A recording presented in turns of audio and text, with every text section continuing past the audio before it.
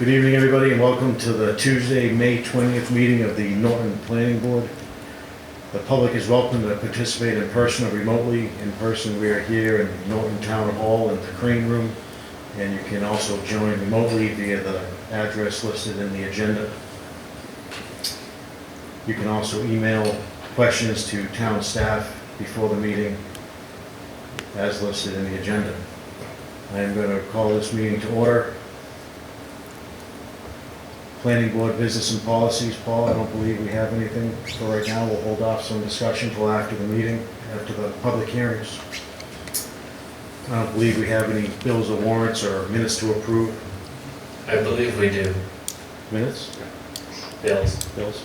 Bills, but we also have need for some previously approved minutes to be signed. Who needs to sign those? Eric?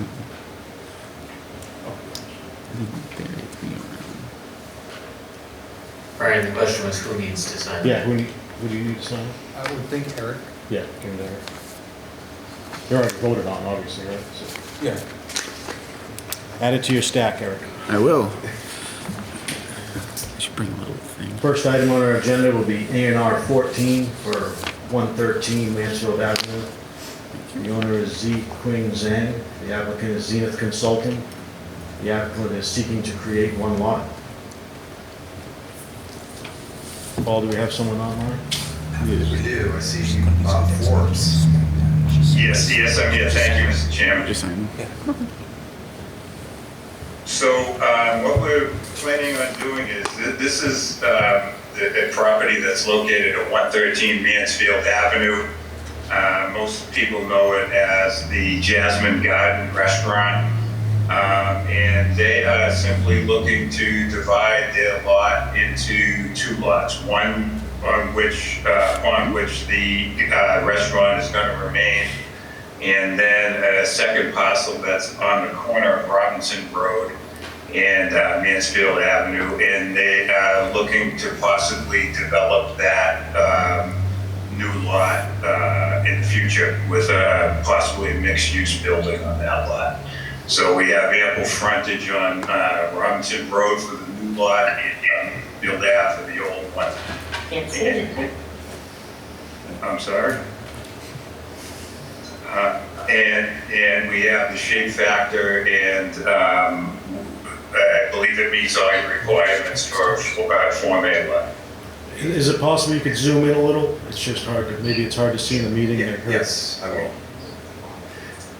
If anybody's on Zoom and not presenting this, please mute your microphone. Thank you.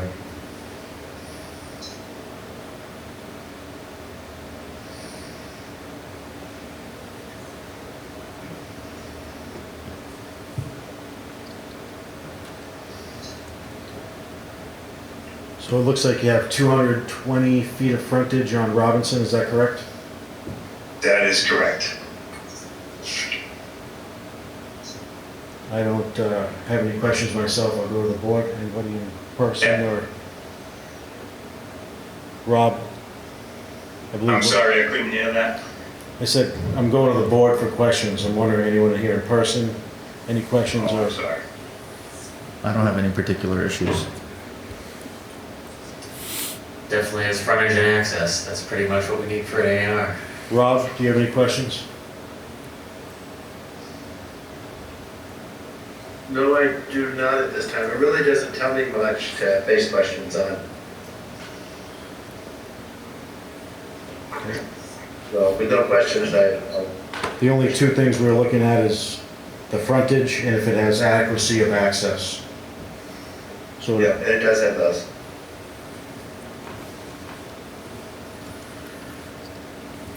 We are looking to see, Brian's upstairs seeing if we actually have the A&R, the Mylar. Well, if there's no other questions, I'd be looking for a motion. Motion to endorse A&R-14. Second. Second. We have a motion and a second. We have a member that is remote tonight, so we're going to have to do roll call votes. So I'll start with the members here in public. Tim? Yes. Steve? Yes. Bridget? Yes. Eric? Yes. Rob? Yes. Now I'll vote yes. And here we are with the Mylar. And Bob, we have the Mylars here, we'll sign them after the meeting. Great. Thank you very much, everybody. Thank you. Next item on our agenda is special permit SP 16 for 1 Dean Street. The owner is JSC Holdings. The applicant is Morse Engineering. They're looking for 14 units of contractor-style bays and 10 residential triplex buildings. This item has been continued several times, and the applicant is looking to continue again to July 8th. And since we have not opened this hearing, we have no time limit issues right now. So I would be looking for a motion to continue to July 8th, as they are actively working with town staff to redo some plans and redesign the project, I believe. Motion to continue special permit SB 16 to July 8th, 2025. Second. Pretty good. That's Eric with the motion, Bridget with the second. Roll call vote. Tim? Yes. Steve? Yes. Bridget? Yes. Eric? Yes. Rob? Yes. Now I'll vote yes. It's not very good. Next item on our agenda will be site plan SPR 11, which is 361 Rear, Old Colony Road. The applicant is Jason Massey. The application is for a 6,400 square foot garage and trade service building with 12 parking spaces. This meeting has also been continued on a few times. Is there anyone online? I see Michael Silva is, the engineer is available. Mr. Silva, how are you? Good evening. So I'm trying to show can you guys see my screen? Yep. Okay, so this is what we submitted to you guys last time. And we continued it because we weren't sure what was going on with this vernal pool. It was early spring. So conservation and the botanist had to go out there and reevaluate it. And it did kind of change what we were doing.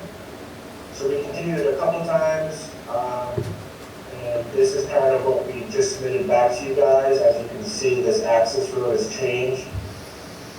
They found a vernal pool in this isolated land subject to flooding. So we're now avoiding that area and we relocated the access drive. So now it goes up here through this way.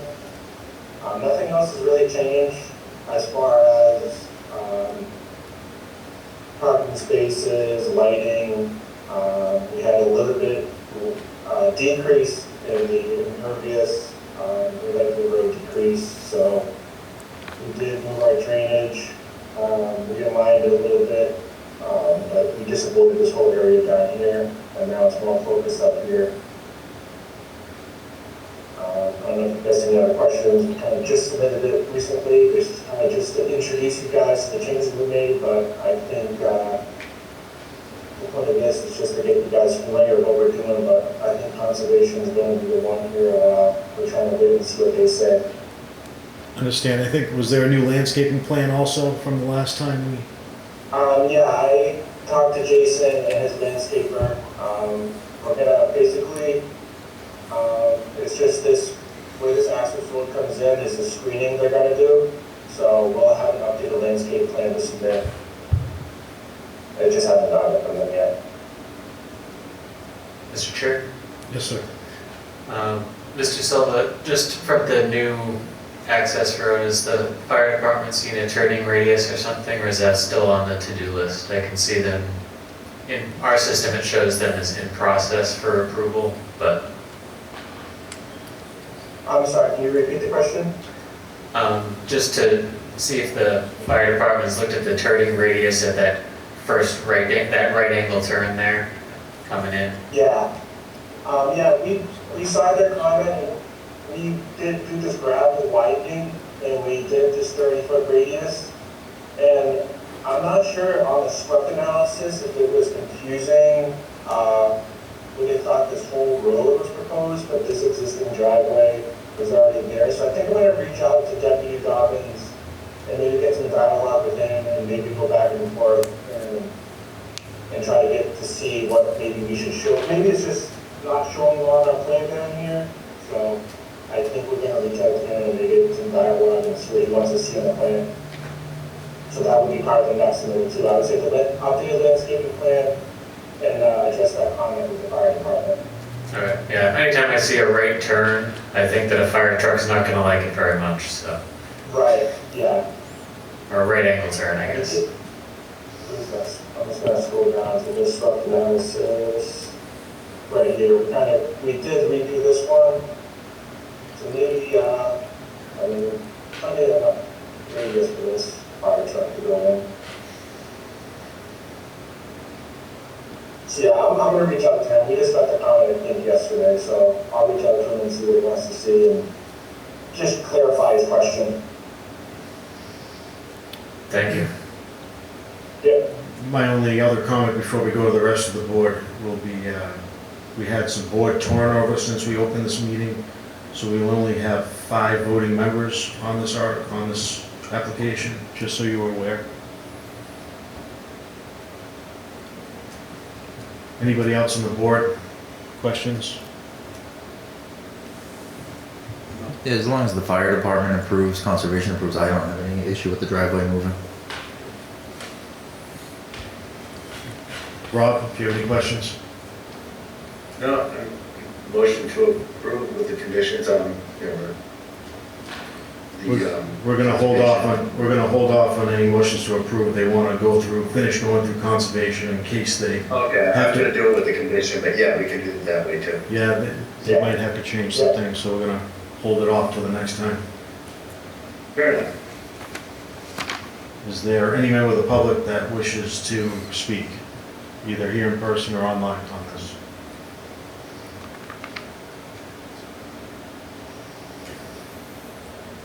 Not seeing anybody. I believe the next meeting, Paul, am I looking at June 3rd or June 17th? Do you have a preference? I believe the next conservation meeting on is June 9th, so anyone after the next one following that, we would probably best. So that would be June 17th. Perfect. So the chair would be looking for a motion to continue this to June 17th. So moved. Seconded. Motion to continue to June 17th. We had it in the room, I think Rob got there late.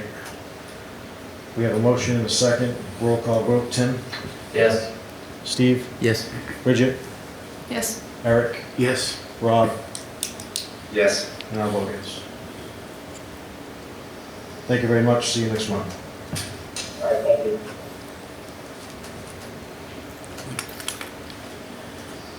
Next item on our agenda is definitive plan DEF 1 and special permit 21 for 19 Rock Lane. The owner is Field Engineering. The applicant is seeking to make 3 lots, with 2 of the lots getting duplexes built. This was continued from our last meeting on May 6th. Good evening, Mr. Riccio.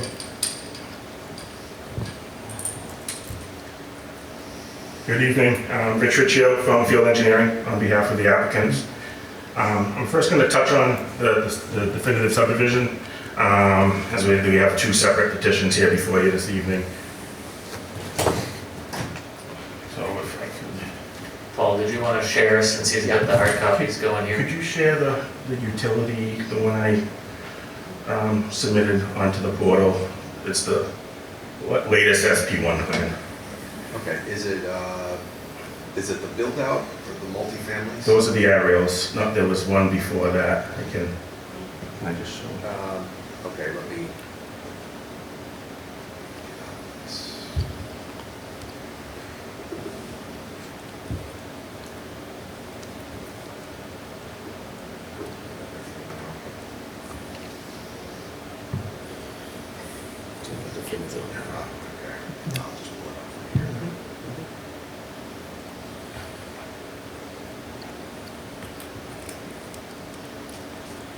Utilities PDF. Oh, Yep. okay.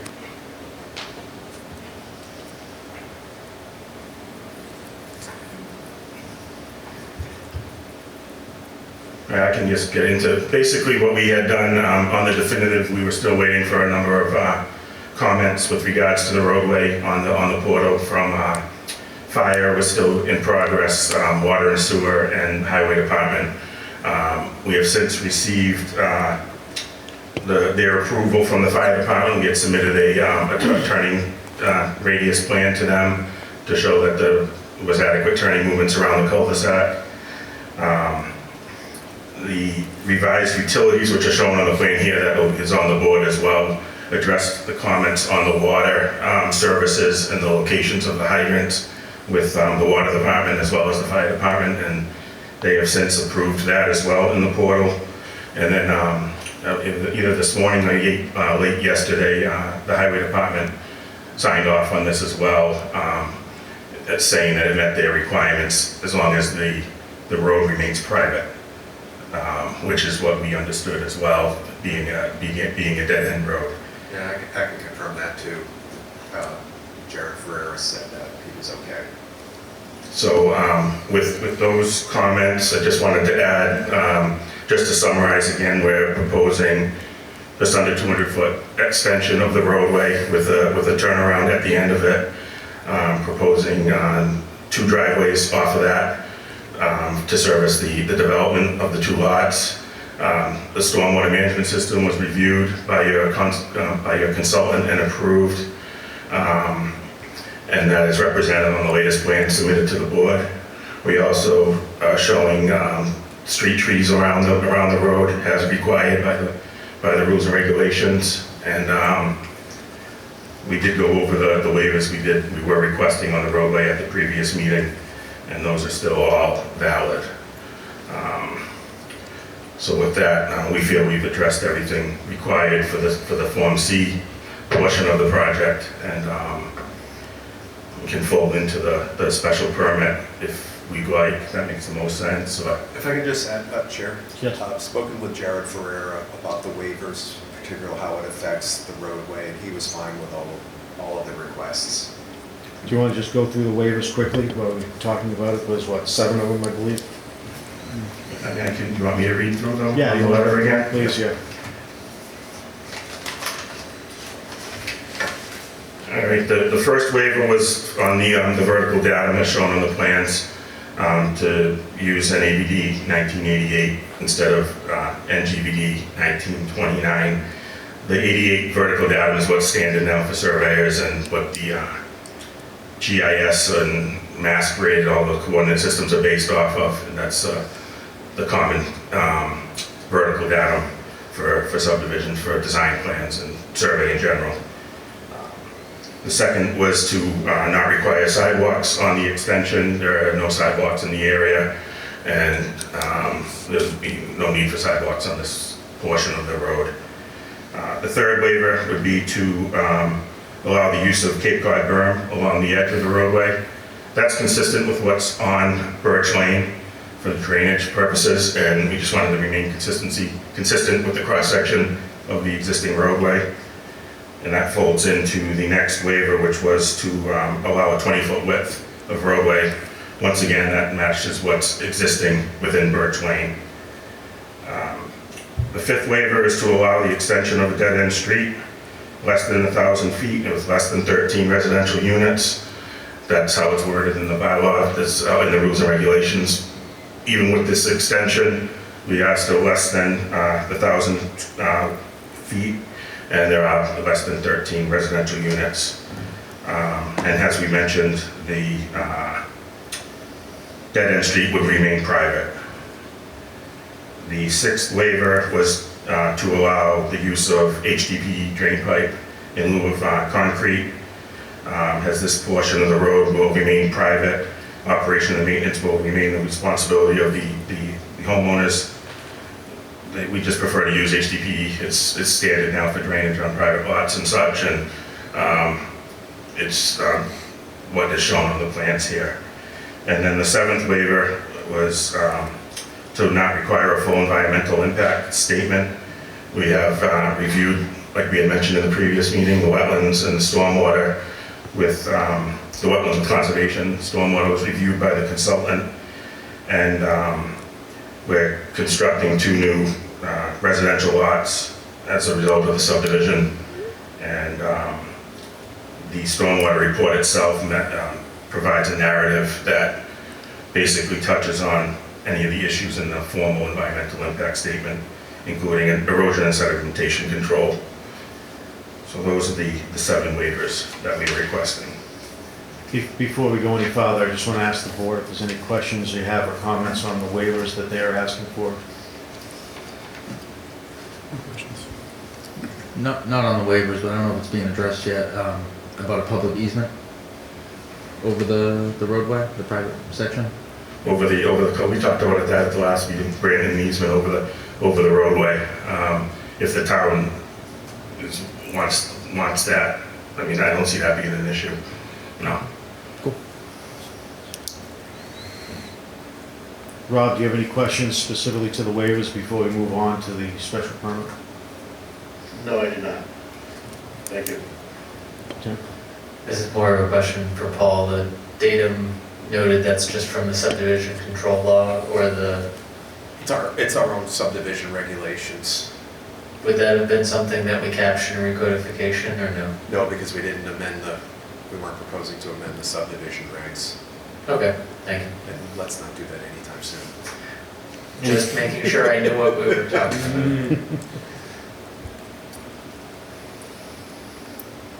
Okay.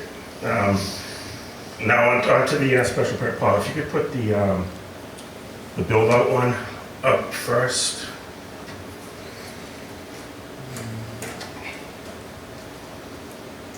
And I'll put this here as well, just a point of reference.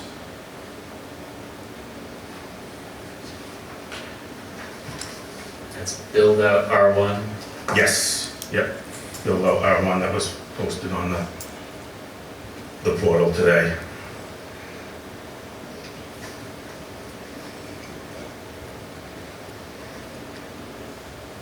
And the purpose of this is kind of tough to see and read, but I can, if you wanted to zoom in a little on the cul-de-sac part itself.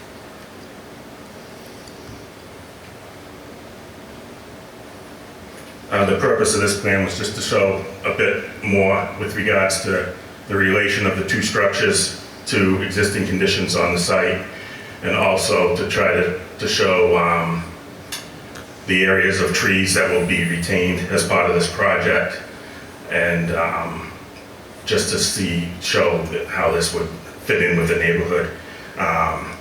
As this shows, either duplex is at least 295 feet away from the houses at the end of Birch and Rock Lane. Also, the houses that were on North Lakeview Road. We have 370 feet from the house at 17 Rock, 300 feet from the house at 16 Birch, and over 300 feet from the house at 23 North Lakeview, and then just under 300 feet off the house at 15 Birch Lane. The only house that we're a bit closer to is the one at the end of Fern, which has extended into a big lot area there. That's just over 100 feet. And then if you can see there, it's tough to see on the screen, but there's a clouded area on the plan of a stand of trees that would be retained between that duplex and the house at Fern, the end of Fern.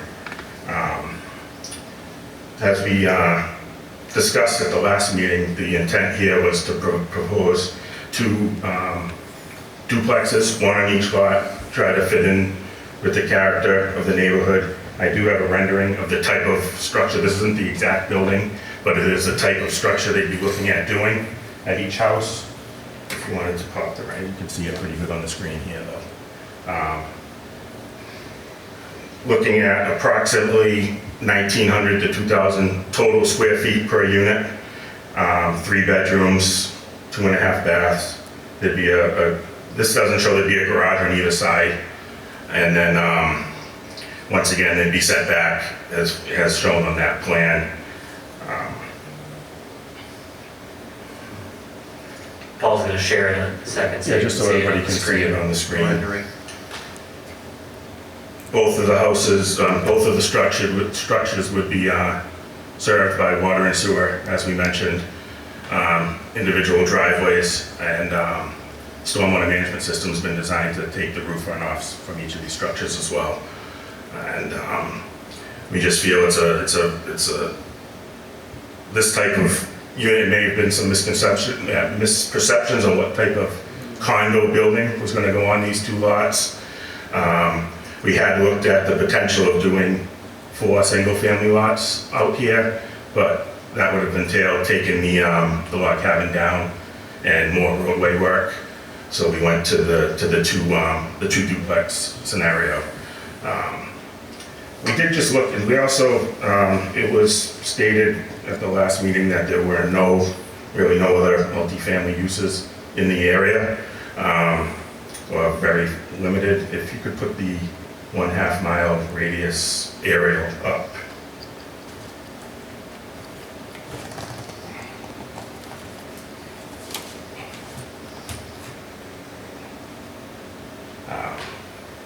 Through our research at the assessors, we were able to come up with, we found there's 16 properties within a 1/2 mile of this site that are either 2-family, or they have 2 houses on the lot, or one actually has 3 houses, I believe.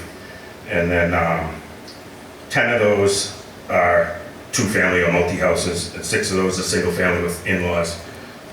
So basically 2 units. There's also 3 more just outside the 1/2 mile radius on Cobb Street, on Reservoir Street, and then there's a 2-unit structure on Alder Road. Taking those lots is approximately, if you average it out, it's about a unit per 10,000. They get 10,000 square feet of area per unit. Some of those lots are small, real small. And then on our site, we need 80,000 square feet per 2 units, right there, 80,000 square feet per lot for duplexes, which is above and beyond the 60,000 that you would need for a single family use. So just trying to present some additional information that we feel, it's not totally out of the character of the area to have a multifamily type use in the area, and we basically feel that this would be a good fit to develop that lot. The main thing of their special permit requirements is that it's socially and economically desirable. These 2 lots, developing these lots would increase the tax base of the area, would fulfill the need of housing in not necessarily the Grove area, but overall of the area. Would also provide a turnaround at the end of Birch Lane, which would provide, improve the situations at the end of that road. And then we just feel that those advantages outweigh any potential detrimental effects to the area. And anything else you guys want to add? I think I pretty much covered it. Paul, maybe this is for you. I had written down last meeting, need copy of variance from the 70s. Was that for this? Was that for the other A&R? That was for the A&R. That was for the other Yeah. A&R. Yeah, but we did have, we did get a copy We of did it. get a copy of it. It's in the A&R folder.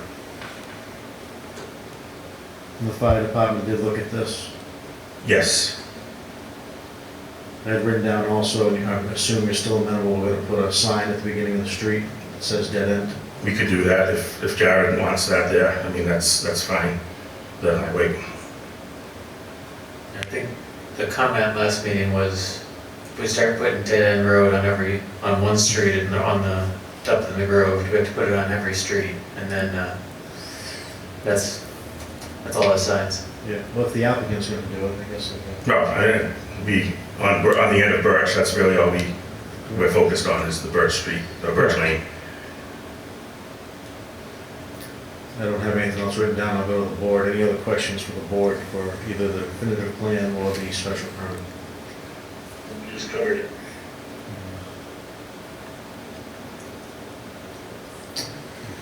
See Mr. Chair. Yes. Thanks. Mr. Riccio, you mentioned that at one point you looked at this as this area is for single-family lots, but this is the path you decided to go with. As we talked about last meeting, the duplexes are what you're asking for the special permit for. Correct. If, and I'm not saying that this is indicative of how I would vote on anything, if the board voted not to grant the special permit and left you with the by right use, would you potentially go back to that original scenario? Or would you stick with, you think, the 2 lots that you have here? And if you don't know, you don't know, I'm just asking. The original 4-lot scenario entailed taking down the log cabin and clearing a much greater area of the site than what we're proposing for the 2 duplexes. So at that point, we basically took that off the table. If the special permit were denied, I don't know what we would end up, but we are allowed 2 by right lots off of this roadway, regardless. And there is potential for a 3rd, but I think it'd be difficult. So at minimum, you would be plan to put 2 single-family lots where these are now, regardless of how we would roll on the special permit. Potentially, that's, I mean, by right. That's Yeah. your estimation at this point, Yeah. that you, yeah. If I could add to that, it actually, because of the state law, it could be 2 single-family homes with ADUs. Correct, yes. Any other members of the board? Rob, you're still good? Yeah, I'm still good. Thanks, you asked the questions I had. Mr. Ritchie, I'm gonna ask any members of the public wants to come up, if we can, after each done, if there's something you want to address, we'll do it one at a time again. We'll start with any members of the public here in person. Question, comment? I think we all are. Understood. Yeah. If you want, you'd have to come up to the podium. And say Now's the your name. meeting. Yeah. You did great last time. You did great. Just your name and address, please.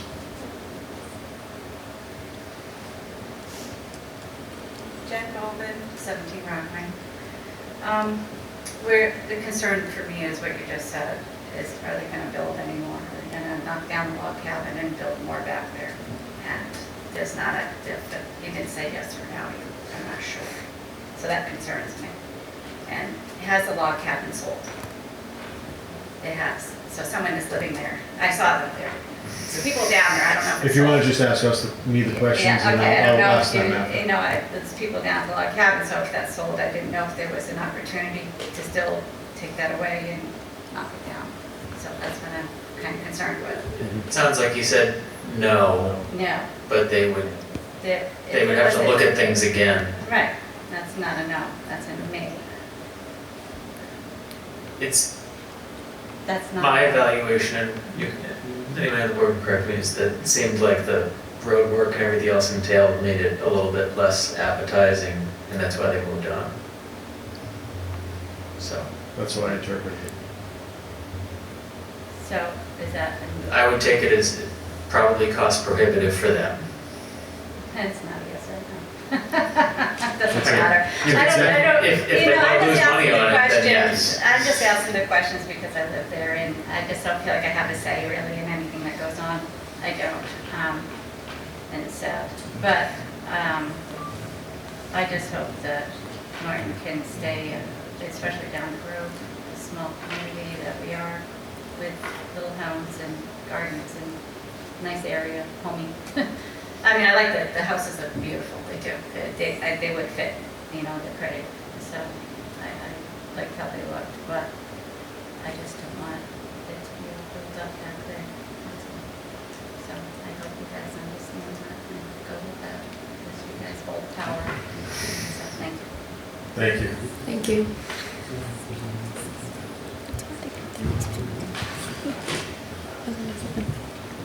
Appreciate you said thank you. She speaks very well.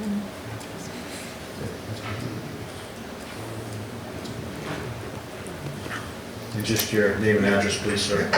Jeff Ware, 17 Rock Lane.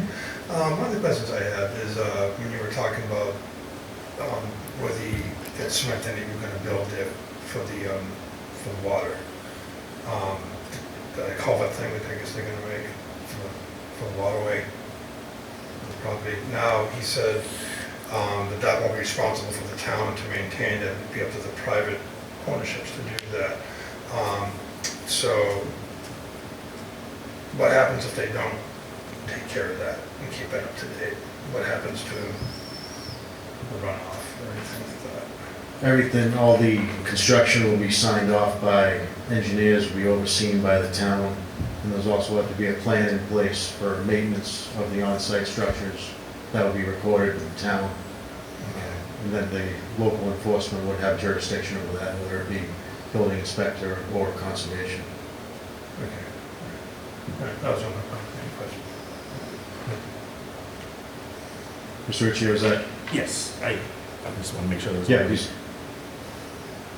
If I misstated something. No, the first, to address the first comments, we have no control over the log cabin lot anymore. That's off the table, so there'd be, unless, I can't speak for what their future plans are, but we're not doing anything on that. And with the remaining land we have left, we can only put 2 duplexes on it per zoning without relief from the zoning board for reduction of lot size or such like that. And we have no interest or no need to do that. I mean, that's what we're going with. And if the board felt comfortable with, if they felt the need to condition any such approval that there would only be 1 duplex on each of these lots in perpetuity, that would be fine. With regards to the stormwater management system maintenance, yes, there is an operation and maintenance plan that's been filed with the town, and that would be a requirement in perpetuity by the landowners to maintain, and it would be recorded as part of, on the deeds of these properties as well as an encumbrance, basically that the landowners are required to maintain the stormwater management system. And if there was a concern, the town would have enforcement action on that because that's also on file with the town through the stormwater permitting program. Thank you. Is there anybody else online that wishes to comment, question? Paul, no hand raised or anything? No, not that. I'm not seeing anything. Any other members of the board, any comments, questions, concerns? Mr. Riccio, anything else you would like to add? Just with regards on the subdivision, I know one thing we haven't discussed, I don't know if it takes place in the board setting or following with staff, is the type of surety that would be placed on the road. Preferably would be for the town to hold the lot if that satisfies the costs. I don't know if Jared has opined on the costs we provided, but that would be the best option. So to answer that, Jared I spoke with him today, and he was fine with the cost estimates. So then that would be our proposal for the form of surety, would be to hold one of the lots until the roadway is up to substantial compliance. We wouldn't be able to pull any permits or sell that until such time as the road's up to compliance. And Paul, that's in our decision that would be recorded in? Or is that? That's within your ability. That's one of the surety guarantees, is you can preserve a lot or hold a lot. You could also accept cash, which again, they've given us a cost estimate for it. So you'd have that, which could either be through a bond or cash. So either bond, cash, or the lot. The lot itself. Or collateral. Collateral. It's collateral. And that would just be listed in our conditions. Correct. Yes, you have to. There were forms for surety. There's a number, with subdivisions, there were a handful of forms you will need to sign if this is approved, and one of which is the type of surety, and it'll spell out the lot that would need to be held until the roadway is to a certain level, usually before it's the level before it's final. So I guess I'll ask the board, does anybody have a preference on what type of surety we would accept? They're proposing we accept use the lot as placeholder until the street is built. No, I think holding lots, that works for surety for this project. The hope is that we never have to use it, so, Correct. yeah. I'm fine with that also. Rob, are you good with that? I'm good with it. So, another question. So again, it's been mentioned that the log cabin parcels, it's already been sold? Yes, that's So- what we did the A&R plan for, correct. So you have 2 remaining lots. If this is approved, you're doing the duplexes. If it were not approved, you would only be able to operate within those 2 remaining lots? Correct, Okay, so the 4 right, things, that's completely off the table at this point. yeah, correct. That was part of our alternatives analysis where we arrived at this scenario. And again, if it were to be denied, you would be looking to definitely go with a single family at least, I would, or I don't know for sure what we would do. One scenario would be larger single-family houses with ADUs on each of the accessory dwelling units on each of them is allowed by state law and 3 bylaws as well. That would be one option. okay. Thank you. It's the only thing that has come to my mind is we only have 6 members here tonight. I don't know if that affects any, if you want us to close or vote on this tonight. For the special permit, we do need 5. 5 out of the 6. 5 out of the 6, exactly. On the special permit part. Correct. Can I just talk with Take your Jen for time. a couple minutes? Mr. Chair, we could close the public hearing and then do a vote at our next session if we wanted to do that. Correct, that would be That would be fine. contingent on our other member reviewing the meeting and completing the Mullen form. And for your information, June 3rd is our next meeting.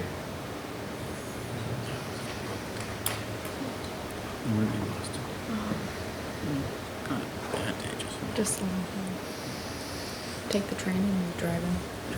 I have to go on Thursday. Independent to go by train, yeah. I know. I used to do it all the time. My boyfriend was running and he was delayed and I said, yeah, I can't do that. Well, when I was in my 20s. So Paul, while they're talking this over, just for the conditions for the definitive, I have, we have to vote on each waiver independently. Would you recommend it or waivers as a package?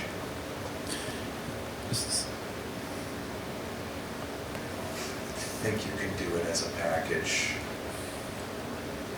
I think I'm fine with that. So we have the waivers, we have the vote on the definitive plan, we have the special permit for the duplex. Mhm.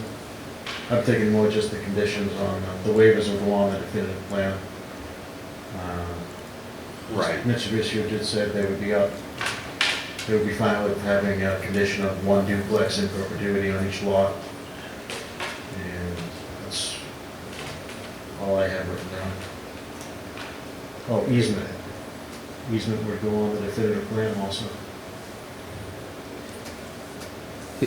I would say yes, because the road's part of the definitive. Correct. If I may, could I counter the idea that a duplex would be the only allowed use in perpetuity? Would we not want it to be able to potentially be another type of building? I'd say, I think a maximum of 1 duplex was the intention there. Not necessarily saying it has to be a duplex, just saying you couldn't try to subdivide it and do something later.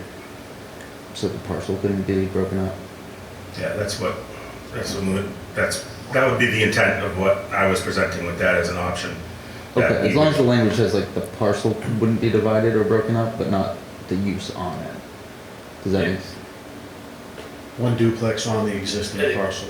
Steve, your concern is that you don't want to keep it from being a single family at some point in the future, is that? Right. Okay. No more than 2 units on each parcel that's been proposed. That's acceptable. I think that's fair. That's a little cleaner. And then we did speak outside, we'd like to go ahead with the votes tonight on both the special permit and the subdivision. Very good. I'll ask one more time before we close any public hearings, any members of the public on the computer? I don't see anyone. Board members, any other questions? Before I entertain a motion to close the public hearing for definitive plan 1 and SP 2119 Rockland. Chair, can I just want to confirm, sorry, because I wasn't sure that what the surety was going to be. I just want to take a look at the surety to make sure what we say about holding lots. You know, we did it for, was it Pine? Are you going to No. something? I'm not sure. Was it Pine Street? I don't remember. Pine Tree had a surety on it for, like, one of the 2 lots or something, yeah. I just want to ensure that we can just do, that it's okay just to do 1 lot.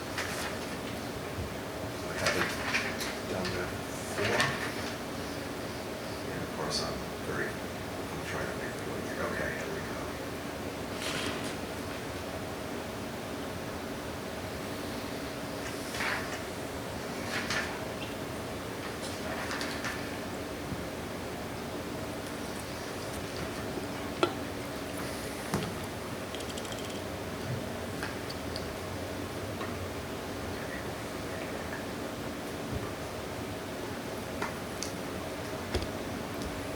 Maybe to get you a mouse to come down here, Paul. Right. The trackpad is not helping you. No. Well, almost there.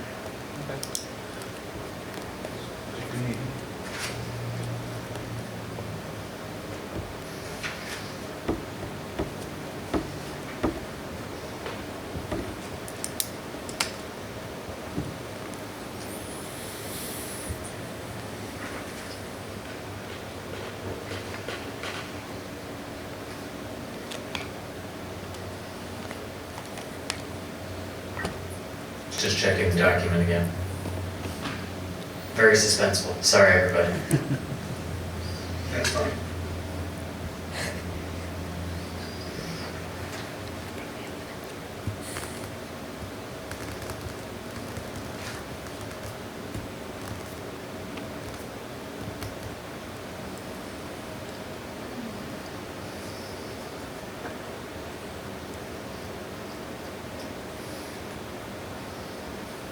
Need some music. I was like, can you hear my gum chewing?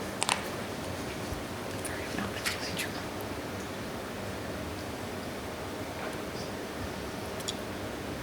We certainly need to revise this subdivision, right?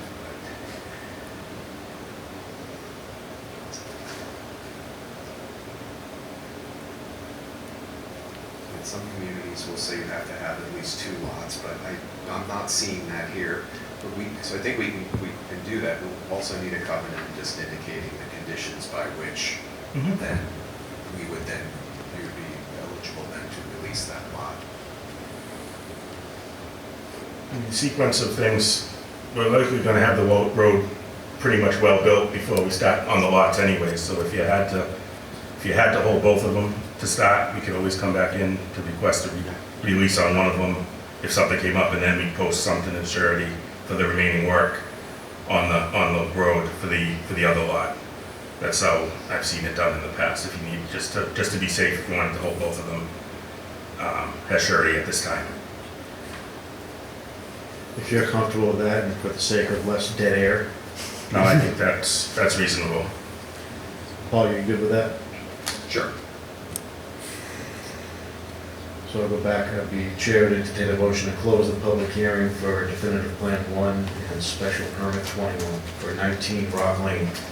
So moved. Second. We have a motion and a second. We have a roll call vote. Tim? Yes. Steve? Yes. Bridget? Yes. Eric? Yes. Rob? Yes. Public hearing is now closed. Is there any discussion for the board? Mr. Chair, I don't think you voted on that. I mean, yes.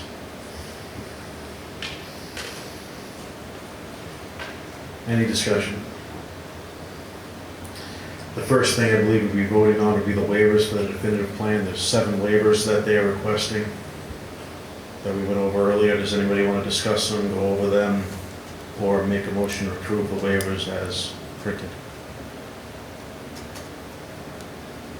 Okay with this, they are. I didn't hear you, Rob, sorry.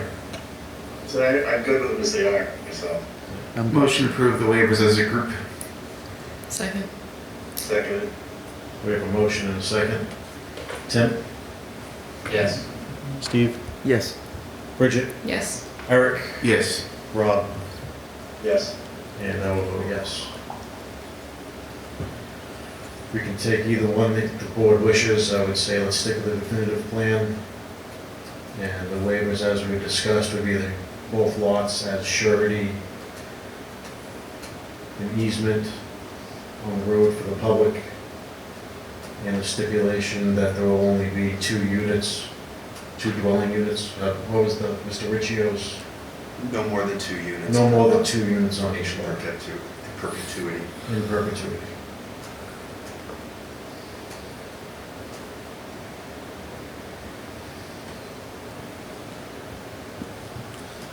Motion to approve the conditions as a group.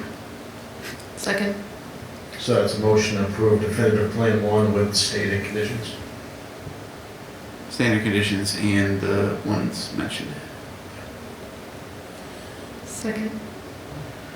We have a motion and a second on definitive plan 1. I need to learn how to drink coffee. Roll call vote. Tim? Yes. Steve? Yes. Bridget? Yes. Eric? Yes. Rob?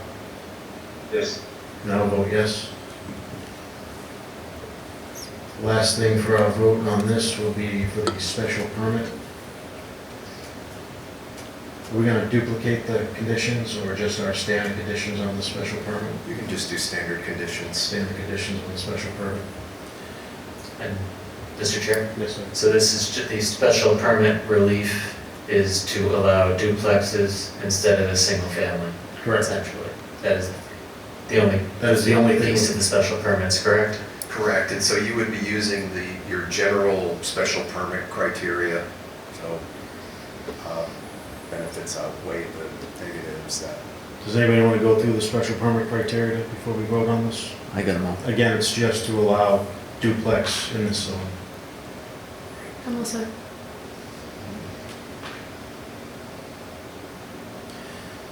Motion to approve the special permit SB 21 with standard conditions. Second. We have a motion and a second. Tim? Yes. Steve? No. Bridget? Yes. Eric? Yes. Rob? Yes. And I will vote yes. Thank you. Thank you.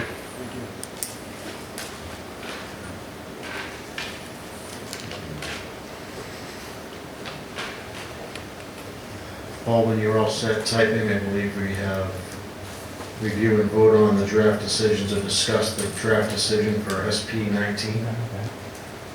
Going to pull that right up. Thank you. So I've followed up with some of the remaining questions on that, and let me just pull this up, pull it up online here. There were really two remaining. The simple one, first one was kind of simple, which was best practices for fertilizing. And so I worked with John Thomas, the conservation agent, and UMass Amherst has of course they have their agricultural program, and they have best practices for fertilizing, use of herbicides, pesticides, so made a specific reference to that program. So let me go ahead and share this. Then the other one was dealing with, you'll recall that there were that the applicant offered 3 affordable units. And as I was working with him, he indicated his interest in doing a payment in lieu. And as you probably are aware, when we passed this bylaw 20-some years ago, we never set up the trust or the trust fund. So fortunately, working with town council, they did identify that while we don't have the affordable housing trust yet, there are a couple of funding sources or funds that we can set up legally and essentially act as a hold until we do set it up. But there is a certain type of account, and I'll just read this so I can read it into the record. And I've worked with, spoke with the applicant and with Ed Bailey, our new building commissioner, to make sure he was okay with it, because there's a trigger mechanism on this too when we would get the funding. And so you'll see this highlighted. Pursuant to section 175-1910 of the zoning bylaw, which is our affordable housing bylaw, the applicant shall provide to the town a sum of money calculated as provided for in said section 19-10 in lieu of constructing affordable housing on site or providing affordable units off site. Said fund shall be deposited into a Mass General Law, Chapter 44, Section 53K account, or such other account as may be determined by the town to be appropriate, to be used solely for the development or creation of affordable housing, including the purchase of affordable housing restrictions. And if the town creates a municipal affordable housing trust in accordance with Mass General Law, Chapter 44, Section 55C, any funds remaining from the payments made hereunder shall be paid over to said trust. The total amount to be paid to the town shall be $600,000, and remember, that's $200,000 per unit, which is in our bylaw, so that's $600,000 to be paid on the following schedule. $200,000 to be deposited to the issuance of a final certificate of occupancy for each block of 10 units. So essentially, he's trying to build this in 3 phases of 10 units each. So 5 duplexes each. So after the first 10 unit, but before the issuance of the final unit for the first 10, there would have to be a payment of $200,000 and so forth through the rest of it. So that trigger would result in the funds going into this new account setup. And that money, whether it stays there or gets transferred into the Affordable Housing Trust whenever it's set up, can only be used for affordable housing purposes, which is the intent of the bylaw. And we will be working with town council to get the trust itself set up and the fund itself. But we need to do both. And what could we use it for, I guess is the only... So you could use it, so for an affordable housing trust will determine ultimately the uses, but oftentimes with trusts, affordable housing trusts, it can be used for construction of new housing, renovations of affordable housing. It can be used for purchasing of land that will be used for affordable housing. It can help, some communities will help with income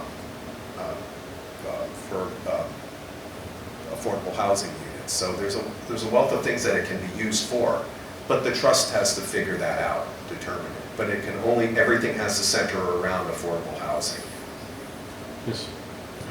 So Paul, this is something, I'm trying to think of, like, to Alan's point, like what we would use it for. This is something that could in theory be used by like the Norton Housing Authority? Yes, correct. Typically nonprofits will use it, and state housing authorities will too. And the trust will set up exactly what we can use it for. Yes, yeah, they'll have to. It's part of their regulations. It's the guideline. And the trustees would be set by whom? Typically, it's the select board. So there is a state rule for it, and so I believe it's the select board that determines the trust.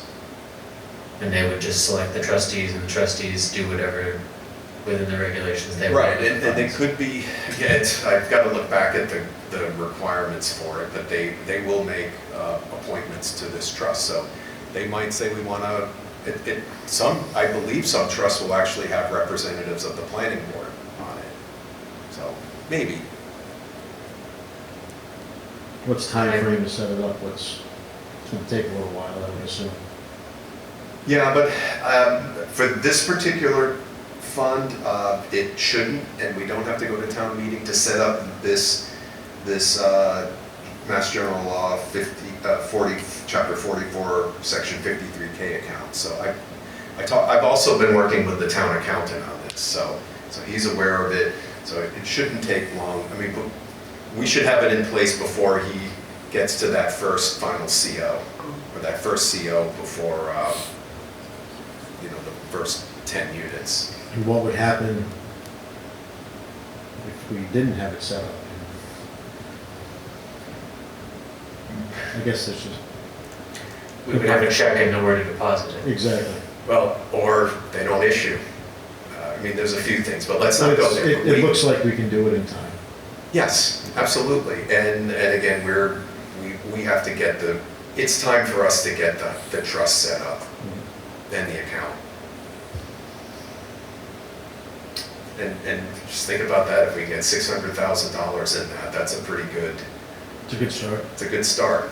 And as you know, we're seeing more, non-40B proposals for units. This could be a good alternative to, on-site's always great, but, this might, if this fund builds up, then someone like the Housing Authority could take advantage of it.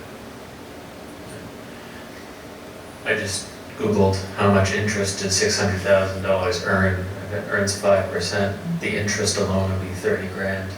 Nice. So we could run it like we're not Harvard, but like an endowment style. Yeah. I'm sure they wouldn't say no to 30 grand a year. And then how the interest works with. I just said 5%. Yeah, that's right. Ish. Kind of. Yeah. He's close. Yeah. Board members, any other questions, comments? No, sounds good. We don't need to vote on this, we just have To sign, to sign. yeah, and I've got to. Add it to Eric's file. Can you scroll to the pesticide section just Sure. to satisfy curiosity? Sure, I'll read that. And Paul, you said we're gonna make this standard in all of our decisions now, It's this, your call. I think it's a really, I think it's a good condition to add through a lot of them, but the applicant shall use best management practices for the application of pesticides, herbicides, and fertilizers pursuant to the UMass Extension turf program. I like at least having something to reference, not just saying best practices, at least it's directing them and they have to, I mean, is there any, do they have to submit any paperwork, I guess now, to show that they're conforming to the Mass Turf program? You know what I'm saying? Well, it's a condition in here, so it is telling them how to do it. I mean, this is some pretty straightforward things, best practices, but, as part of our, enforcement, this is here for them for us as a tool if we found that they weren't using it. Rob, did you have a question?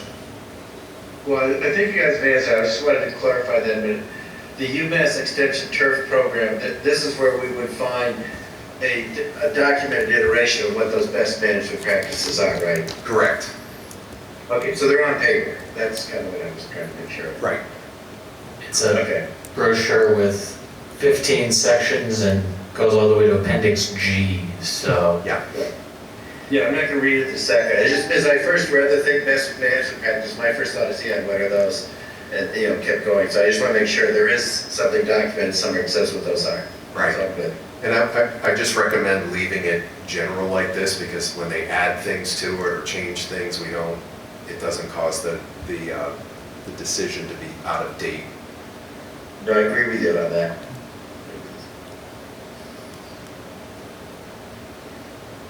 Very good, everybody good with that? That was the last item on our agenda. I do have a couple things, if we maybe take it under planning board business.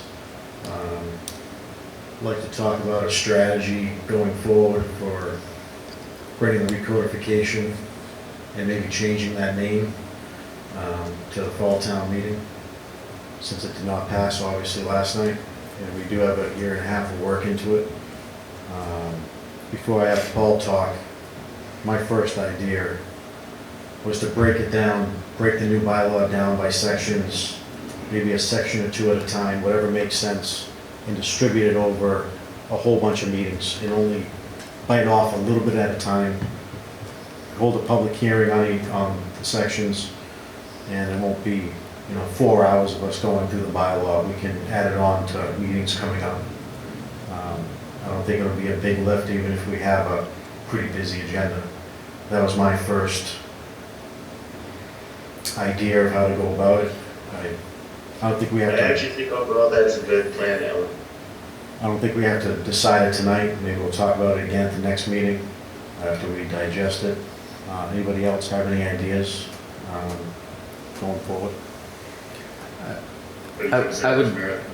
I would think it might be proper to make any changes to the uses table separately and prior, if that makes sense, so that when we introduce the recodification, we're not trying to explain what changes were in the uses table also. Yeah, that was something we talked about too, so, so I did talk with Mark today, and he did, one of the comments we heard last night was we should adopt this separately. Mark and I agree, we should not do that, because we could end up, there was a town he mentioned that did that, and one section failed, and when one section failed, the whole thing just went to pieces, so.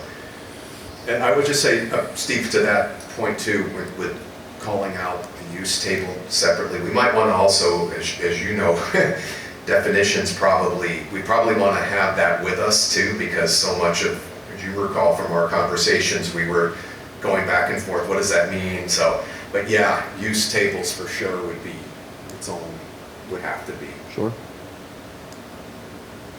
Sir.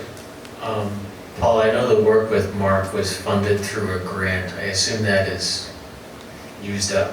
Yeah, it's ended, but Mark did say, I was gonna say, is the expectation the work is done, but the next presentation is on us? Is that the short version?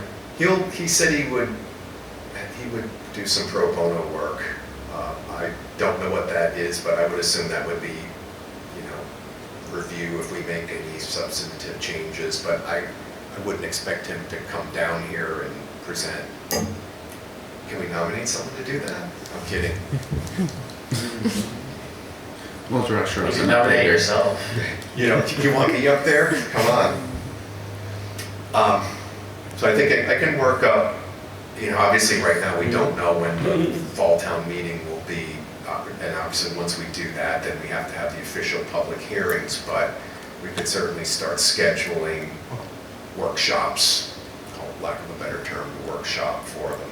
And like, maybe we get us through all the sections, make any changes that we think, then maybe hold a bigger hearing addressing the whole bylaw at once. And I don't know if it's gonna come to the point where we should do a group meeting with the select board in FinCom, or at least one of us will present it to them individually. I would love us all in the room, all discussing it. Didn't we do that? I think so. We'll try to do it again. They weren't all there, Yeah. but However, there were some members who changed their votes from their committee votes to the floor. in both boards, every board has new members, so it's not starting over, but it's kind of like starting over. So I guess maybe Paul, you can work on an idea of when the timeline, and then maybe next meeting or the meeting after, we can start scheduling what we want to put on what meeting. And I think this would also make sense for us to think about who we want to invite from the public. Certainly the two people who spoke last night,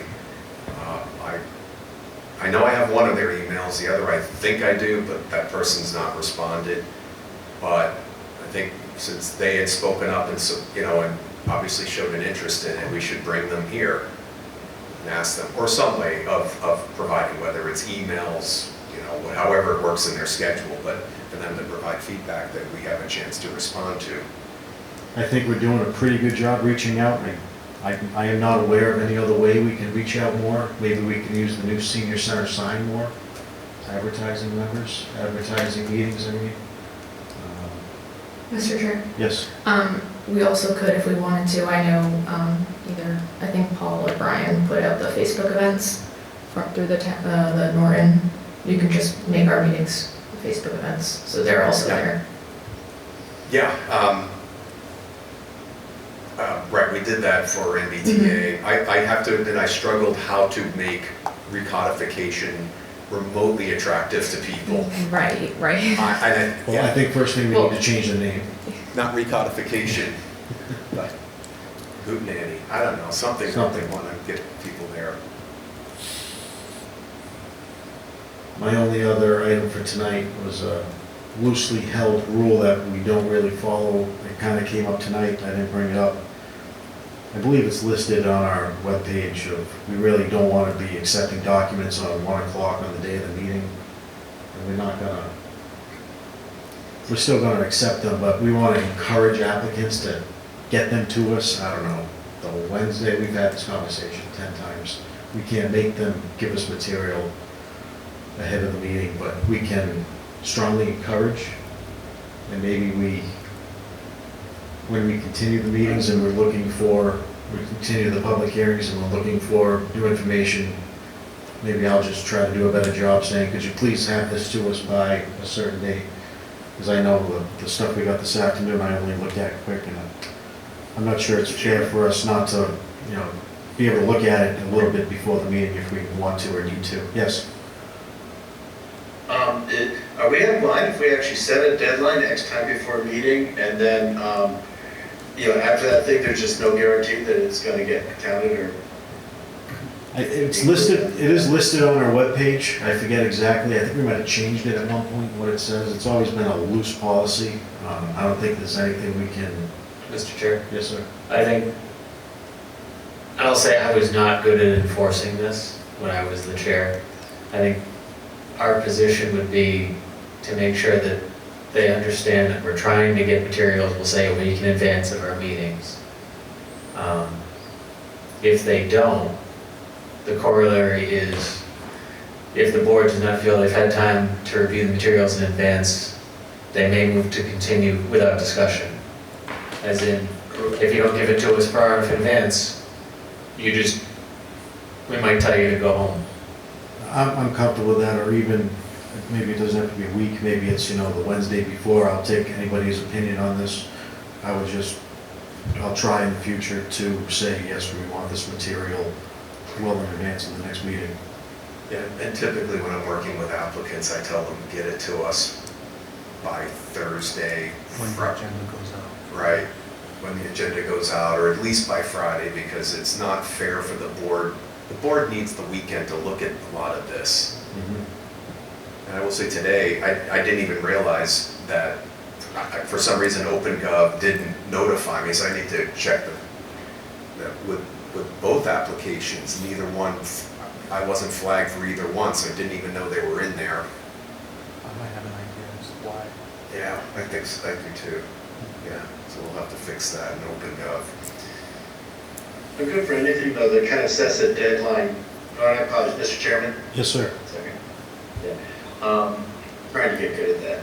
I would support anything that kind of sets a deadline after which, we aren't going to flat say no. If they come home with some small thing, over the deadline, we could be reasonable on that. But this is something I have to do my project work, actually, protect my teams from getting stuff dropped on at the last minute, and it's effective. You have that date, and if someone comes in with a huge pile of stuff, the last minute, you can say, no, we have this deadline, it's right here. It kind of strengthens your position. Yeah, I think going forward, we'll tend to lean this way, is what we're talking about, and we'll lean to what Tim was saying. We're not going to not take any new information at a public hearing, but it's up to our discretion. If any board member wants to say, I do not feel comfortable, and really it's any time. If you say you do not feel comfortable voting on this right now, we can, as long as we have enough time, we can continue it to the next meeting. I think we're all saying the same thing in different ways. Is there a way, can we word it somewhere where it's really down, and make sure it's firmly worded that is how we're going to operate? I think the policy's there, it's just making sure that the applicants read it and understand it. It's not something that, it's not something that, we're not the only town that does it. Other towns do the same thing. And other towns struggle with developers who also don't follow it. I just heard somebody muttering, and it wasn't about putting it on the application, so making sure that's fine. Right. Someone will speak. We just need to check where on OpenGov we could put it. And of course, once they've hit the submit button, they may not see it again. But reminders are reminders, so. I I will tell you that, you know, again, my experience doing it with my team, so people do blow by that policy and sometimes get pretty argumentative, so it's good if you have communicated it very well, make sure that they were aware of it, and then if they blow it off, it is what it is. Very good. Well, it's only 8:30. Do you guys want to start going through our subdivision control law so Paul doesn't have problems locating things, or is there another motion? Motion to adjourn. Seconded. We have a motion and a second. Tim? Yes. Just said it. Steve? Yes. Bridget? Yes. Eric? Yes. Rob? Yes. And I'll vote yes. Good evening, good night, thank you.